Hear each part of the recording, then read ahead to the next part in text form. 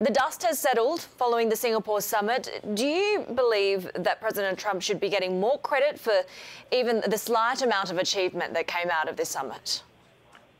Well, it's not clear whether which is the greater set of exaggerations, the overselling on the one hand or the underappreciating on the other. I would say, pretty much the critics have drowned themselves out with such predictability. But I try to assess things in terms of the bottom line. Are we safer than we would have been in any feasible alternative?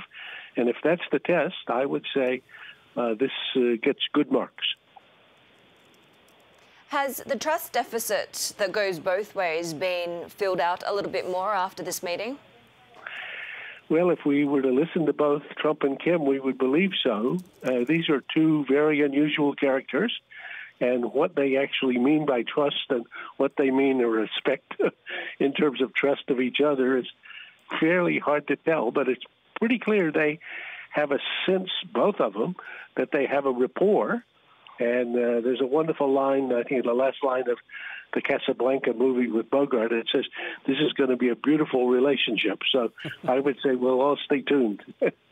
All right. Yeah, we will stay tuned to that. I'm not sure if it's as romantic as that right yet, Professor Allison. I do want to get your reaction, though, to the breaking news we just got from our China correspondent, Tom McKenzie, in Beijing regarding the indefinite suspension of military exercises between the United States and South Korea. What do you think about that? You think this is a wise decision?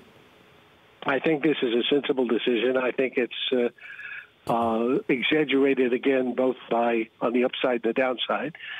So in terms of the U.S. military capability or U.S. and South Korean capabilities to deal with any real war-type like situation, the exercises are very marginal.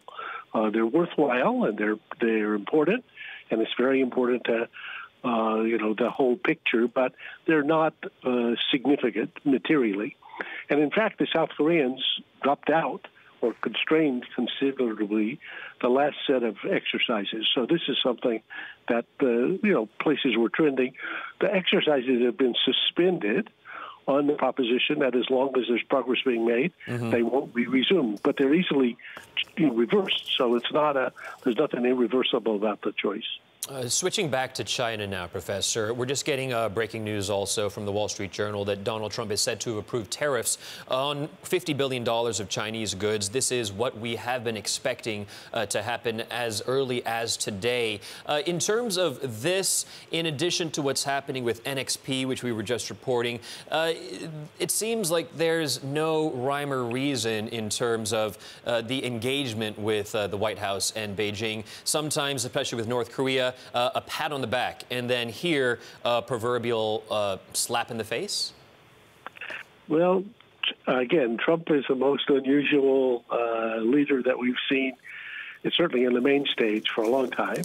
And it's hard to make sense sometimes of or even to try to find a consistent thread in the pattern of activity. For sure, he was focused on the North Korean summit and wanting to have a declared success, which he achieved. And even a significant success, I would give him credit for, more than most critics would do, compared to what the other realistic alternatives were at this point. So we've stepped a step back. At the same time, in terms of the trade conflict with China and actually the increasing characterization of China as an adversary or even enemy for the U.S., that's the direction in which the administration is headed. And I think these tariffs will likely trigger a set of responses, equivalent tariffs. And then I think down that path, I don't see a good outcome.